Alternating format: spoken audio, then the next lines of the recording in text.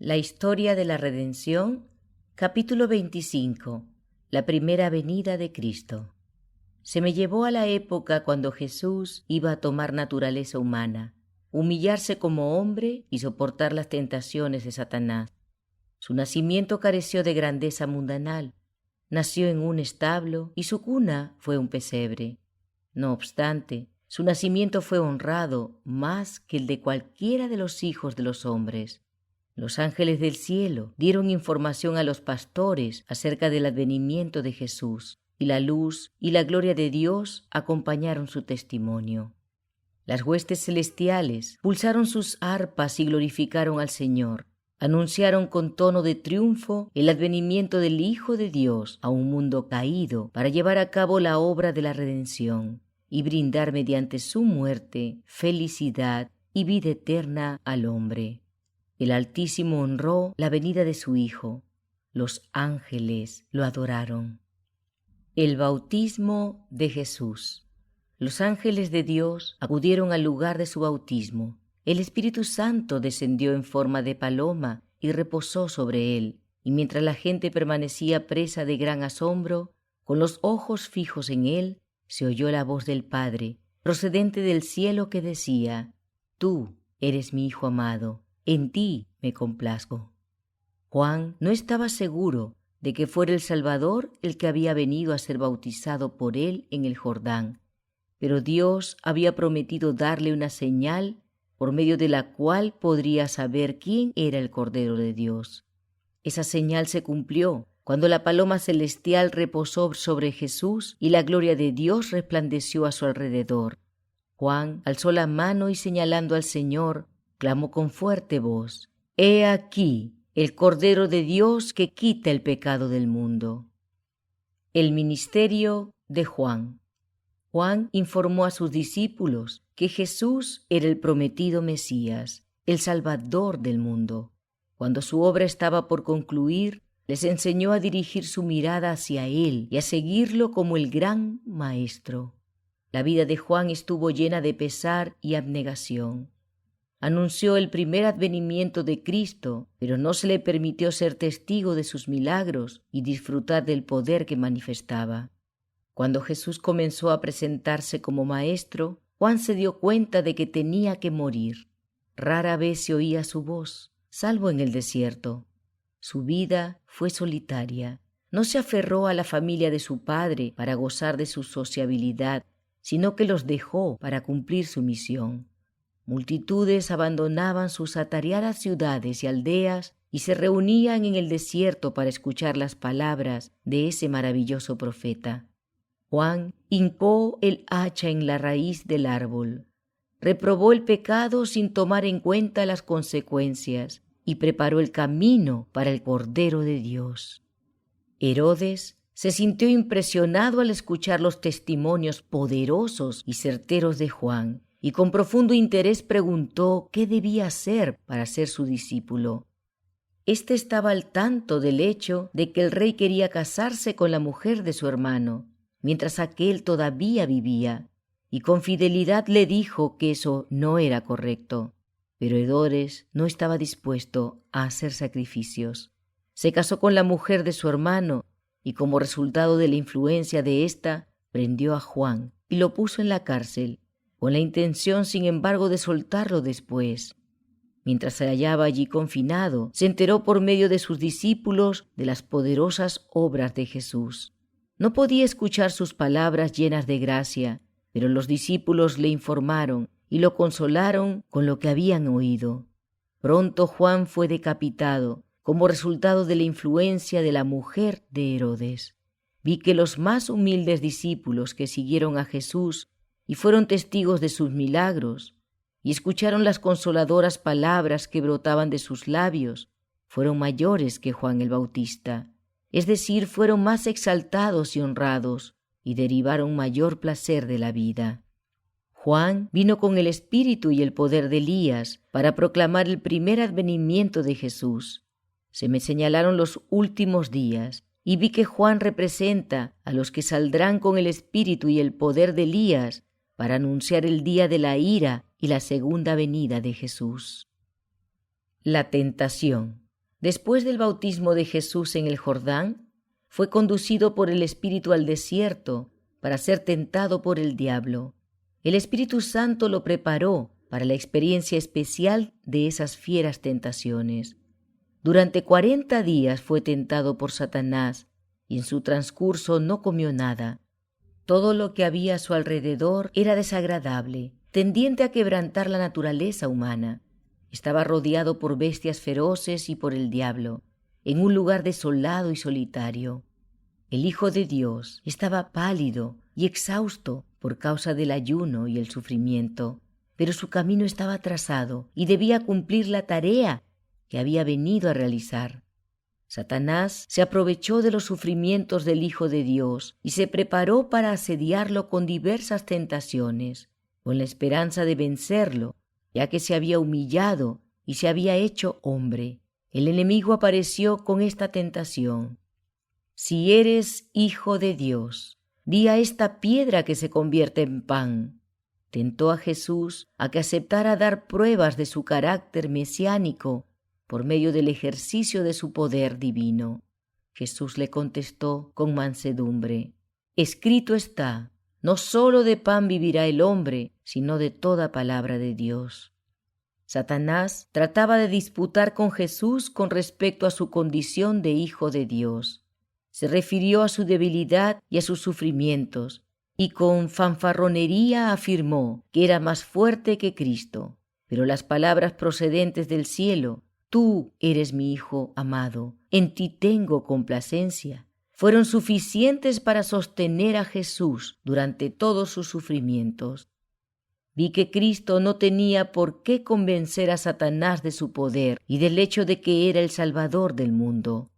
Este disponía de suficiente evidencia de la exaltada posición y la autoridad del Hijo de Dios.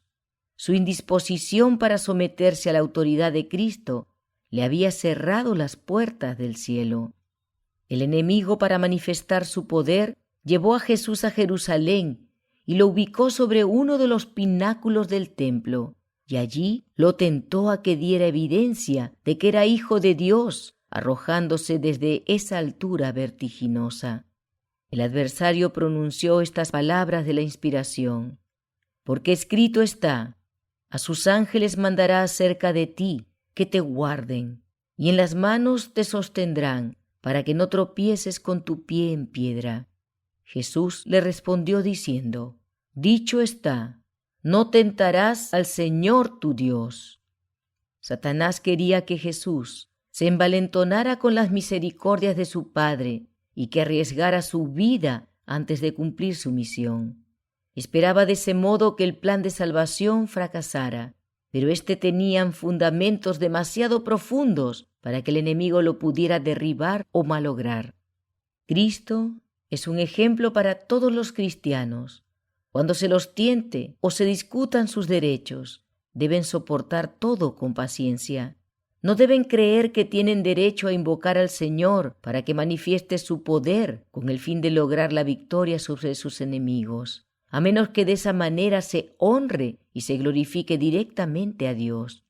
Si Jesús se hubiera arrojado desde el pináculo del templo, no habría glorificado a su Padre, porque nadie hubiera sido testigo de ese acto sino solo Satanás y los ángeles de Dios. Y habría sido tentar a Dios manifestar su poder frente a su más acerbo enemigo. Habría significado ceder ante aquel a quien había venido a vencer. Y le llevó el diablo a un alto monte, y le mostró en un momento todos los reinos de la tierra, y le dijo el diablo: a ti te daré toda esta potestad y la gloria de ellos, porque a mí me ha sido entregada, y a quien quiero se la doy, si tú postrado me adorares. Todos serán tuyos. Respondiendo Jesús le dijo: vete de mí, Satanás, porque escrito está: al Señor tu Dios adorarás, y a Él solo servirás. Satanás presentó a Jesús los reinos de la tierra en su aspecto más atractivo. Si Jesús hubiera estado dispuesto a adorarlo, Él se habría ofrecido a renunciar a sus pretensiones de poseer la tierra. Pero si el plan de salvación se cumplía plenamente y Jesús moría para redimir al hombre, Satanás sabía que su propio poder se reduciría. Finalmente le sería arrebatado y sería destruido. Por lo tanto, era su plan bien estudiado impedir, dentro de lo posible, el cumplimiento de esta gran obra que había sido comenzada por el Hijo de Dios. Si el plan para redimir al hombre fracasara, Satanás podría conservar el reino que en aquel entonces reclamaba. Y si lograba buen éxito, se alababa a sí mismo pensando que reinaría en oposición al Dios del cielo. Se reprende al tentador. Satanás se regocijó cuando Jesús puso a un lado su poder y su gloria y dejó el cielo. Creyó que el Hijo de Dios quedaba entonces a merced de su poder. La tentación dio tan fáciles resultados con la santa pareja en el Edén, que esperaba que como consecuencia de su poder y su astucia satánica podría derribar inclusive al Hijo de Dios y que de ese modo podría salvar su propia vida y su reino. Si podía tentar a Jesús a apartarse de la voluntad de su Padre, lograría su propósito. Pero el Señor enfrentó al tentador con esta reprensión: «Vete de mí, Satanás». Solo se inclinaría ante su Padre. Satanás pretendía que el dominio de la tierra le pertenecía y le sugirió a Jesús que podía evitar todos sus sufrimientos, que no necesitaba morir para obtener los reinos de este mundo. Si lo adoraba, poseería la tierra y la gloria de reinar sobre ellos. Pero Cristo se mantuvo firme. Sabía que llegaría el momento cuando su propia vida rescataría el reino usurpado por Satanás, y que después de un tiempo todo el cielo y toda la tierra se someterían a él. Eligió una vida de sufrimiento, mas su terrible muerte, como el camino señalado por su Padre para que pudiera llegar a ser el legítimo heredero de los reinos de la tierra que le serían entregados en sus manos como posesión eterna. También Satanás le será entregado para ser destruido por la muerte, para que nunca más pueda molestar a Jesús y a los santos en gloria. La historia de la redención, capítulo 26. El ministerio de Cristo. Cuando Satanás terminó sus tentaciones, se apartó de Jesús por un tiempo, y los ángeles le prepararon alimento en el desierto para fortalecerlo, y la bendición de su Padre reposó sobre él.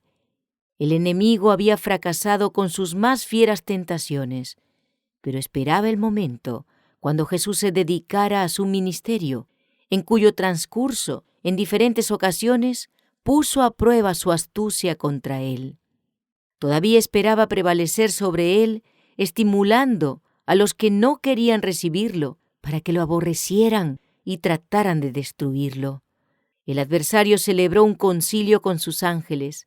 Estaban desilusionados y llenos de ira al ver que no habían logrado nada contra el Hijo de Dios.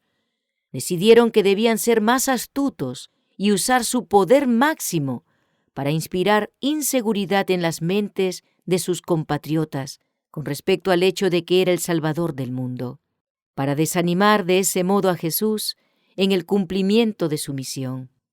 No importaba cuán exigentes fueran los judíos en el cumplimiento de sus ceremonias y sacrificios, si se los podía mantener ciegos al mensaje de las profecías, y si se lograba hacerlos creer que el Mesías debía aparecer como un poderoso rey mundano, se los podía inducir a despreciar y rechazar a Jesús.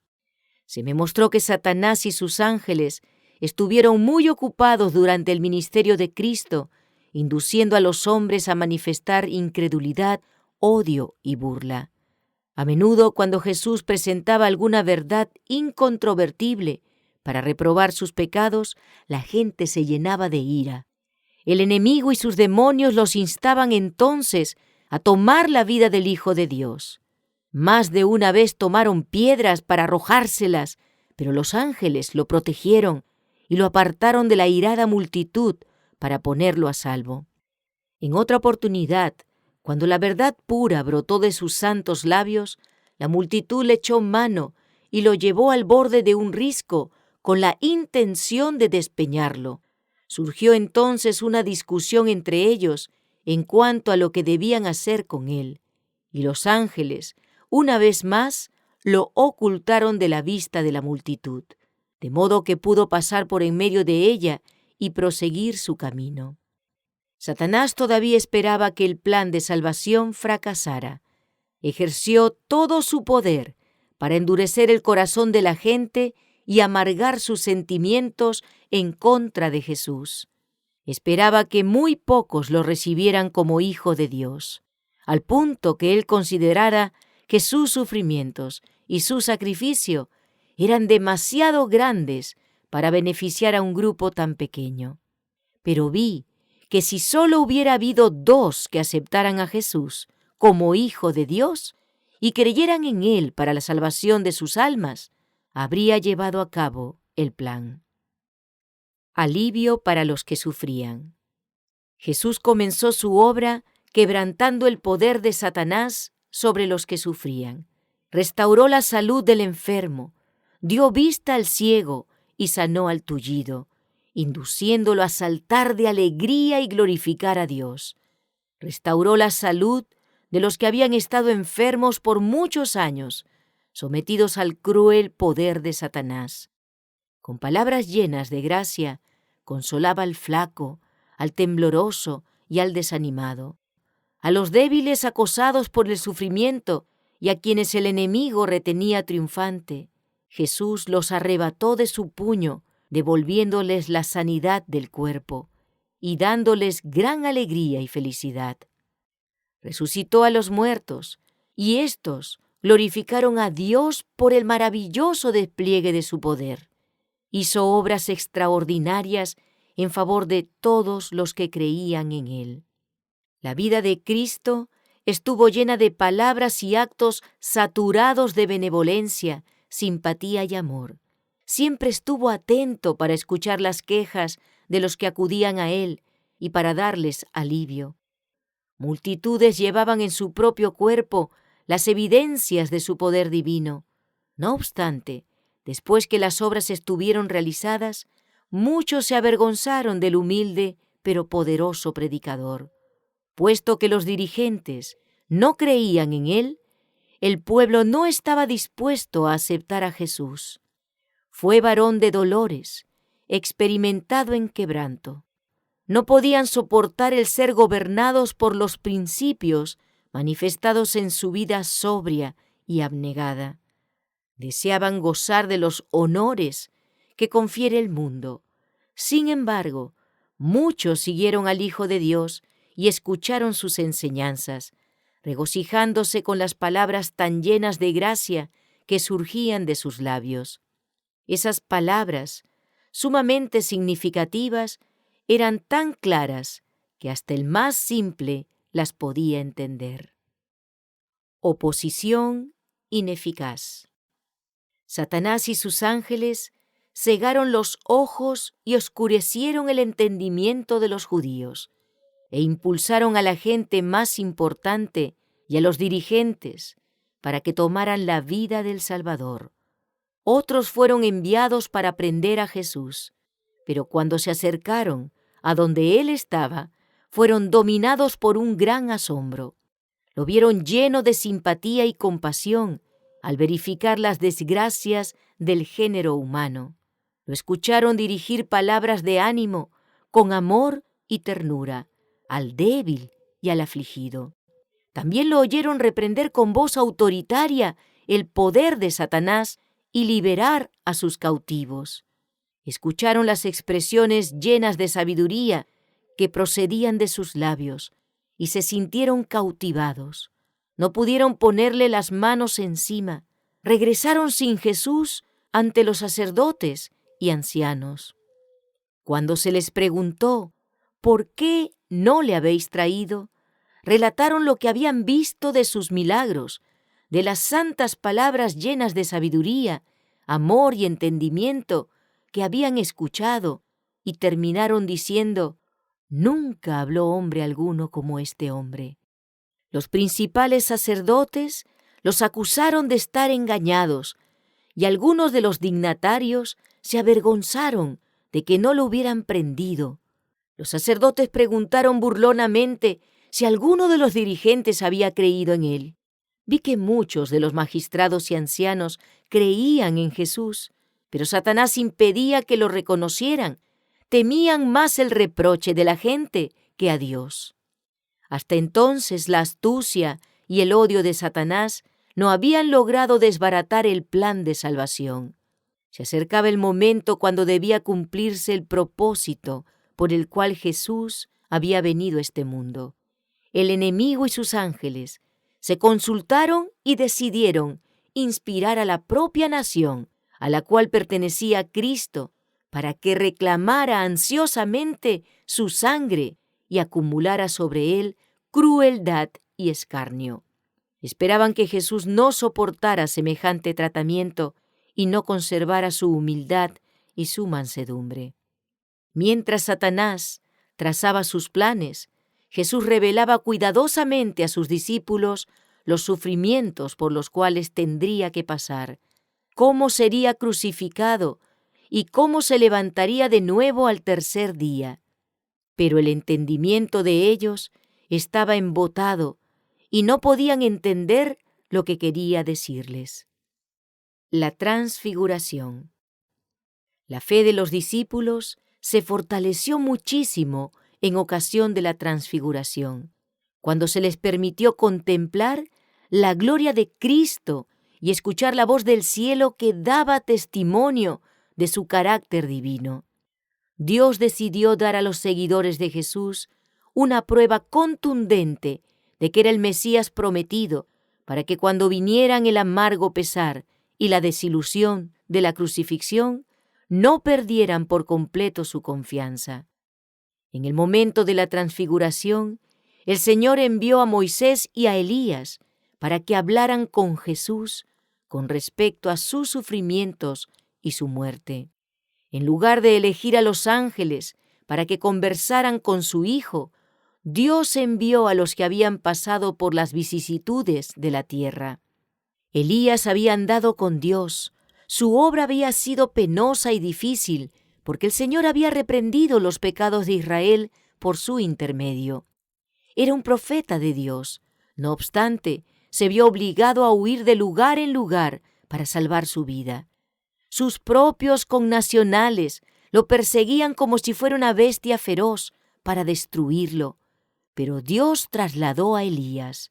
Los ángeles lo llevaron en gloria y en triunfo hasta el cielo. Moisés fue más grande que todo hombre que haya vivido antes que él. Fue grandemente honrado por Dios y tuvo el privilegio de hablar con el Señor cara a cara, como alguien cuando habla con su amigo. Se le permitió ver la luz resplandeciente y la excelente gloria que rodean al Padre. El Señor libró por medio de Moisés a los hijos de Israel de la esclavitud egipcia. Fue intermediario entre Dios y su pueblo y a menudo se interpuso a la ira de Dios. Cuando el enojo del Señor se encendió grandemente contra Israel por su incredulidad, sus murmuraciones y sus graves pecados, el amor de Moisés por ellos fue sometido a prueba. Dios le propuso destruirlos y hacer de él una poderosa nación. Moisés manifestó su amor por Israel al suplicar fervorosamente en su favor. En su angustia oró a Dios para que desviara su fiero enojo y perdonara a Israel, o eliminara su nombre de su libro. Moisés pasó por la muerte, pero Miguel descendió y le dio vida antes que su cuerpo viera corrupción. Satanás trató de retener ese cuerpo, pretendiendo que le pertenecía, pero Miguel lo resucitó y lo llevó al cielo. El enemigo se quejó amargamente contra Dios, acusándolo de injusto al permitir que le fuera arrebatada su presa. Pero Cristo no reprendió a su adversario, a pesar de que el siervo de Dios había caído como resultado de sus tentaciones. Mansamente remitió el caso a su Padre. El Señor te reprenda. Jesús dijo a sus discípulos que había entre ellos algunos que no pasarían por la muerte hasta que vieran que el reino de Dios descendía con poder. Esta promesa se cumplió en ocasión de la transfiguración. El rostro de Jesús estaba transformado y resplandecía como el sol. Su túnica era blanca y fulguraba. Moisés estaba allí para representar a los que serían levantados de entre los muertos en ocasión de la aparición de Jesús. Y Elías, que fue trasladado sin pasar por la muerte, representaba a los que serán transformados en inmortales cuando Cristo venga por segunda vez y sean trasladados al cielo sin pasar por la muerte. Los discípulos contemplaron con asombro y temor la excelsa majestad de Jesús y la nube que los envolvió, y escucharon la voz de Dios, que con majestad terrible exclamó: «Este es mi Hijo amado, oídle». La historia de la redención. Capítulo 27. Cristo traicionado. Se me llevó al momento cuando Jesús comió la Pascua con sus discípulos. Satanás había engañado a Judas y lo había inducido a creer que era uno de los verdaderos discípulos de Cristo, pero su corazón siempre fue carnal. Había visto las poderosas obras del Señor, había estado con él durante su ministerio y se había sometido a la abrumadora evidencia de que era el Mesías. Pero Judas era calculador y codicioso, amaba el dinero. Se quejó airado por el costoso perfume derramado sobre Jesús. María amaba a su Señor.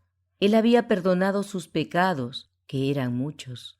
Había levantado de entre los muertos a su muy amado hermano, y creía que nada era demasiado costoso para ofrendárselo. Mientras más caro fuera el perfume, de mejor manera podía ella expresar su gratitud al Salvador dedicándoselo. Judas, como excusa por su codicia, sugirió que el perfume podría haberse vendido para dar el dinero a los pobres. Pero no se trataba de que se preocupara por ellos, porque era egoísta y a menudo se apropiaba para su propio uso de lo que se le había confiado con el fin de que fuera dado a los pobres. Judas no se había preocupado de la comodidad y ni siquiera de las necesidades de Jesús, pero para excusar su codicia a menudo se refería a los pobres. Este acto de generosidad de parte de María constituyó una tajante reprensión de su carácter codicioso. Ya estaba preparado el camino para que la tentación de Satanás encontrara franca acogida en el corazón de Judas. Los sacerdotes y dirigentes de los judíos aborrecían a Jesús, pero las multitudes se apiñaban para escuchar sus palabras llenas de sabiduría y para presenciar sus poderosas obras. La gente se sentía impulsada por el más profundo interés y seguía ansiosamente al Señor para escuchar las instrucciones de este maravilloso Maestro. Muchos de los dirigentes creían en él, pero no se atrevían a confesar su fe para no ser despedidos de la sinagoga. Los sacerdotes y ancianos decidieron que algo había que hacer para apartar de Jesús la atención de la gente. Temían que todos creyeran en él. No se sentían seguros. Tenían que perder su puesto o dar muerte al Señor. Y después de darle muerte, aún habría quienes serían monumentos vivientes de su poder.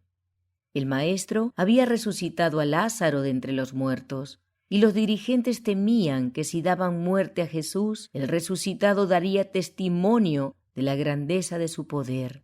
La gente se agolpaba para ver al que había regresado de entre los muertos, y los dirigentes decidieron eliminar a Lázaro también para terminar con ese entusiasmo. Entonces podrían lograr que el pueblo volviera a las tradiciones y doctrinas de los hombres, para diezmar el eneldo y el comino, y de nuevo podrían ejercer influencia sobre él. Se pusieron de acuerdo para prender a Jesús mientras estuviera solo, porque si trataban de arrebatárselo a la multitud, cuando la mente de la gente estaba concentrada en él, ésta los apedrearía. Judas sabía cuán ansiosos estaban de prender a Jesús y se ofreció a los principales sacerdotes y ancianos para venderlo por unas cuantas monedas de plata. Su amor al dinero lo indujo a traicionar a su Señor para ponerlo en manos de sus más acerbos enemigos. Satanás estaba obrando directamente por intermedio de Judas, y en medio de las escenas impresionantes de la última cena, el traidor estaba trazando planes para entregar a su maestro. Con pesar, Jesús dijo a sus discípulos que todos ellos se escandalizarían en él aquella noche. Pero Pedro afirmó con vehemencia que si todos los demás se escandalizaran, él no lo haría. Jesús le dijo: Satanás os ha pedido para zarandearos como a trigo, pero yo he rogado por ti, que tu fe no falte, y tú, una vez vuelto, confirma a tus hermanos. En el jardín. Vi a Jesús en el jardín con sus discípulos. Con profundo pesar les suplicó que velaran y oraran, para que no cayeran en tentación. Sabía que su fe sería probada y que sus esperanzas resultarían fallidas y que necesitarían toda la fortaleza que pudieran lograr como resultado de una estricta vigilia y la ferviente oración. Con fuertes clamores y llantos Jesús oraba: Padre, si quieres, pasa de mí esta copa, pero no se haga mi voluntad, sino la tuya. El Hijo de Dios oraba con agonía. Grandes gotas de sangre se agolpaban sobre su rostro y caían en tierra. Los ángeles se reunían en ese lugar, testigos de la escena, pero solo a uno se comisionó para que fuera y fortaleciera al Hijo de Dios en su angustia. No había gozo en el cielo. Los ángeles depusieron sus coronas y dejaron sus arpas y contemplaron con profundo interés y en silencio a Jesús. Querían rodear al Hijo de Dios, pero el comandante de los ángeles no lo permitió, para que al contemplar la traición de que sería objeto Cristo, no se decidieran a librarlo, porque el plan había sido trazado y se tenía que cumplir.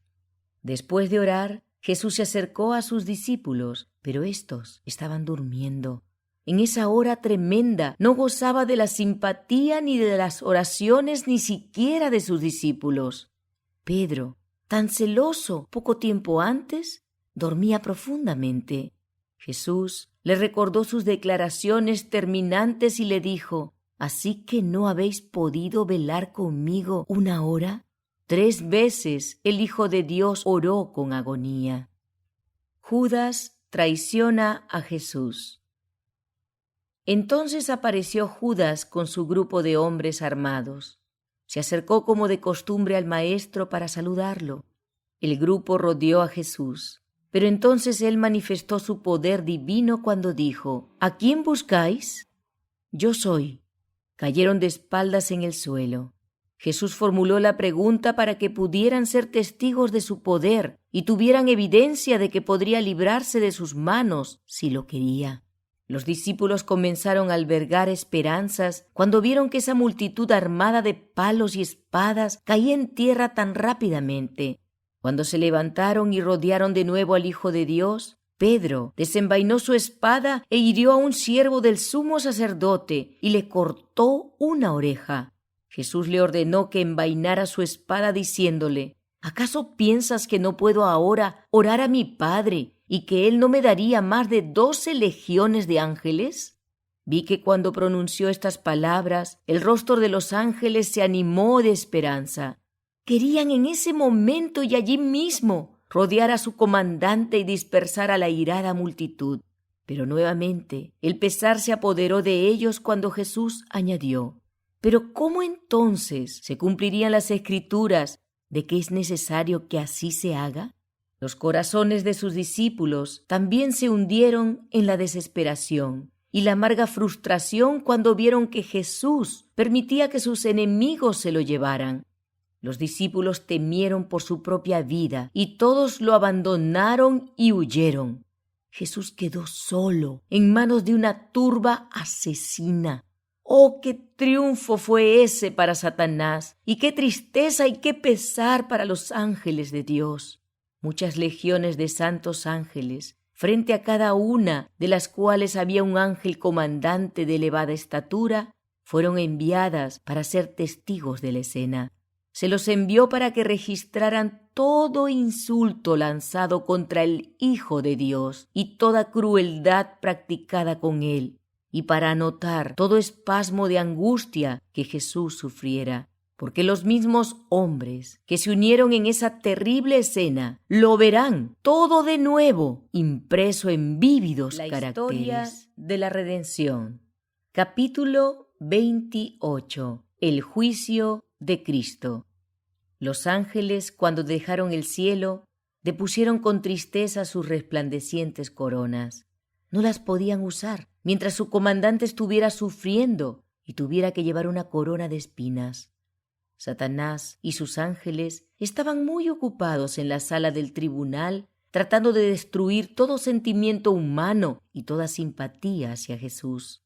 La misma atmósfera pesada estaba contaminada por su influencia. Los principales sacerdotes y los ancianos estaban inspirados por ellos cuando insultaban y maltrataban a Jesús en una forma sumamente difícil de soportar para la naturaleza humana. El enemigo esperaba que tanta burla y violencia arrancara del Hijo de Dios alguna queja o murmuración, o que manifestara su poder divino y se librara de la multitud, y que de esa manera fracasara el plan de salvación. La negación de Pedro. Pedro siguió a su Señor después de la traición. Tenía ansias de ver qué ocurriría con Jesús. Pero cuando se lo acusó de ser uno de sus discípulos, el temor de perder su propia seguridad lo indujo a declarar que no conocía a ese hombre. Los discípulos se destacaban por la pureza de su lenguaje, y Pedro, para convencer a sus acusadores de que no era uno de los discípulos de Cristo, negó la tercera acusación con maldiciones y juramentos. Jesús, que estaba a cierta distancia de Pedro, le lanzó una mirada llena de pesar y reprobación. Entonces el discípulo recordó las palabras que le había dirigido en el aposento alto, como asimismo sus propias categóricas declaraciones. Aunque todos se escandalicen de ti, yo nunca me escandalizaré. Había negado a su Señor con maldiciones y juramentos, pero la mirada del Maestro suavizó el corazón de Pedro y lo salvó. Lloró amargamente y se arrepintió de su gran pecado. Se convirtió y entonces estuvo preparado para fortalecer a sus hermanos. En la sala del tribunal, la multitud pedía a gritos la sangre de Jesús. Lo azotaron cruelmente, lo cubrieron con una vieja túnica real color púrpura y ciñeron su sagrada frente con una corona de espinas. Le pusieron una caña en la mano, se inclinaron ante él y para burlarse lo saludaron diciéndole: «¡Salve, Rey de los judíos!». Entonces tomaron la caña que tenía en la mano y le golpearon la cabeza de modo que las espinas penetraron en sus sienes y la sangre comenzó a correr por su rostro y su barba. A los ángeles les costaba soportar ese espectáculo. Hubieran querido librar a Jesús, pero el ángel comandante lo impidió, diciéndoles que había que pagar un gran rescate por el hombre, pero añadió que sería completo y que provocaría la muerte del que tenía el imperio de la muerte. Jesús sabía que los ángeles estaban presenciando la escena de su humillación. El más débil de entre ellos podría haber conseguido que esa multitud burladora cayera inerte y podría haber librado al Señor. Sabía que si se lo solicitaba a su Padre, los ángeles lo librarían inmediatamente. Pero era necesario que soportara la violencia de los hombres para poder llevar a cabo el plan de salvación. El Maestro permaneció manso y humilde delante de la furiosa multitud, mientras cometían con él los abusos más viles. Escupieron su rostro, ese rostro del cual un día querrán ocultarse, que dará luz a la ciudad de Dios y que resplandecerá más que el sol. Cristo no lanzó una mirada de enojo a sus ofensores. Cubrieron su cabeza con una vieja prenda de vestir para impedirle ver, y entonces le abofetearon el rostro mientras clamaban: «Profetiza, ¿quién es el que te golpeó?». Hubo conmoción entre los ángeles. Hubieran rescatado inmediatamente a Jesús, pero el ángel comandante no lo permitió. Algunos de sus discípulos habían recuperado la suficiente confianza como para entrar donde él se hallaba y presenciar el juicio. Esperaban que manifestara su poder divino y se librara de manos de sus enemigos y los castigara por su crueldad hacia él. Sus esperanzas ascendían y descendían según iban sucediéndose las distintas escenas. A veces dudaban y temían haber sido engañados, pero la voz que oyeron en el monte de la transfiguración y la gloria que contemplaron fortaleció su fe de que Él era el Hijo de Dios. Recordaron las escenas de las que habían sido testigos, los milagros que habían visto hacer a Jesús al sanar a los enfermos, abrir los ojos de los ciegos, destapar los oídos de los sordos, reprender y echar los demonios, resucitar a los muertos y hasta calmar el viento y el mar. No podían creer que tuviera que morir. Esperaban que todavía se levantara con poder y que con su voz llena de autoridad dispersara a la multitud sedienta de sangre, como cuando entró en el templo y despidió a los que estaban haciendo un mercado de la casa de Dios, cuando huyeron de delante de su presencia como si los persiguiera un grupo de soldados armados. Los discípulos esperaban que Jesús manifestara su poder y convenciera a todos de que era el Rey de Israel. La confesión de Judas. Judas se llenó de amargo remordimiento y vergüenza por su infamia al traicionar a Cristo, y cuando observó el maltrato que tuvo que soportar el Salvador, se sintió abrumado. Había amado a Jesús, pero más aún al dinero. No creyó que el Señor permitiera que lo prendieran los hombres que él había conducido. Esperaba que realizara un milagro para librarse de ellos. Pero cuando vio la multitud enfurecida en la sala del tribunal, sedienta de sangre, sintió profundamente su culpa, y mientras muchos acusaban con vehemencia a Jesús, Judas avanzó impetuosamente en medio de la multitud para confesar que había pecado al traicionar sangre inocente. Ofreció a los sacerdotes el dinero que le habían pagado y les rogó que dejaran libre al Señor, declarando que éste no tenía culpa alguna. Por breves instantes, el disgusto y la confusión mantuvieron en silencio a los sacerdotes. No querían que la gente se diera cuenta de que habían contratado a uno de los profesos seguidores de Jesús para que lo traicionara y lo entregara en sus manos. Querían ocultar el hecho de que habían buscado al Señor como si fuera un ladrón y lo habían prendido en secreto.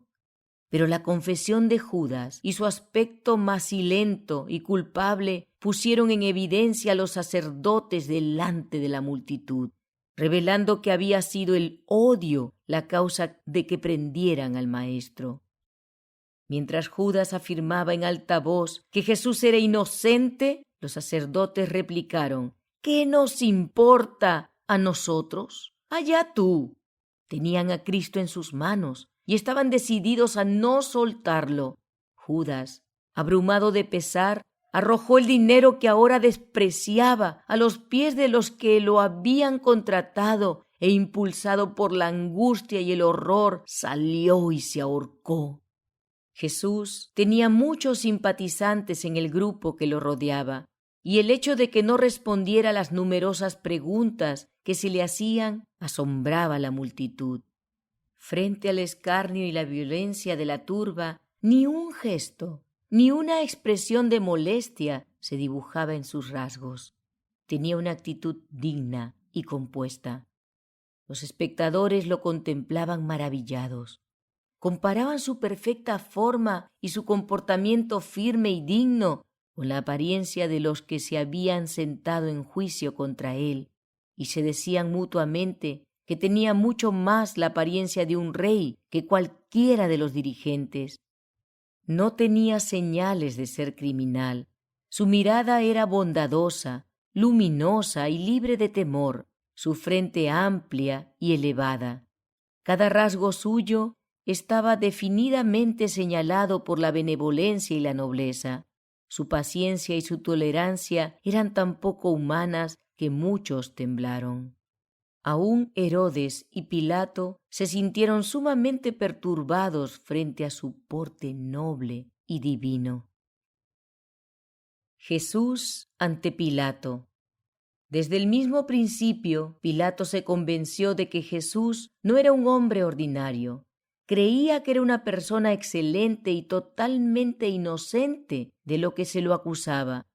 Los ángeles que contemplaban la escena notaron la convicción del gobernador romano, y para salvarlo de comprometerse en el terrible acto de entregar a Jesús para ser crucificado, un ángel fue enviado a la esposa de Pilato y le dio información por medio de un sueño de que el juicio en que su esposo estaba participando era el del Hijo de Dios y que era inocente. Inmediatamente ella le envió un mensaje para declarar que había sufrido mucho en sueños con respecto a Jesús y para advertirle que no tuviera nada que ver con ese santo. El mensajero, abriéndose paso apresuradamente entre la multitud, puso la carta en manos de Pilato. Al leerla, éste tembló y se puso pálido y decidió inmediatamente no tener nada que ver con enviar a Cristo a la muerte. Si los judíos querían la sangre de Jesús, él no prestaría su influencia para que lo lograran. Al contrario, trataría de librarlo. Enviado a Herodes. Cuando Pilato oyó que Herodes se encontraba en Jerusalén, sintió gran alivio, porque esperaba librarse de toda responsabilidad en el juicio y condenación de Jesús. Inmediatamente lo envió con sus acusadores a Herodes. Este gobernante se había endurecido en el pecado. El asesinato de Juan el Bautista había dejado en su conciencia una mancha de la que no se podía librar. Cuando oyó hablar de Cristo y de las poderosas obras que estaba realizando, temió y tembló, pues creía que se trataba de Juan el Bautista, que había resucitado de los muertos. Cuando el maestro fue puesto en sus manos por Pilato, Herodes consideró ese acto como un reconocimiento de su poder, su autoridad y su juicio. Esto tuvo el efecto de amistar a dos dirigentes que antes habían sido enemigos. Herodes se alegró de ver a Jesús, pues esperaba que realizara algún poderoso milagro para complacerlo. Pero no era la obra del Señor satisfacer la curiosidad y procurar su propia seguridad. Ejercería su poder divino y milagroso para salvar a los demás, pero no en su propio beneficio. Cristo nada respondió a las numerosas preguntas que le hizo Herodes. Tampoco replicó a sus enemigos que lo acusaban con vehemencia. El rey se enfureció porque aparentemente Jesús no temía su poder, y con sus soldados lo denigró, se burló de él y lo maltrató. Pero se asombró del aspecto noble y divino de Jesús en medio de ese vergonzoso maltrato, y como temía condenarlo, lo envió de vuelta a Pilato. Satanás y sus ángeles estaban tentando a este último, tratando de conducirlo a su propia ruina. Le sugirieron que si no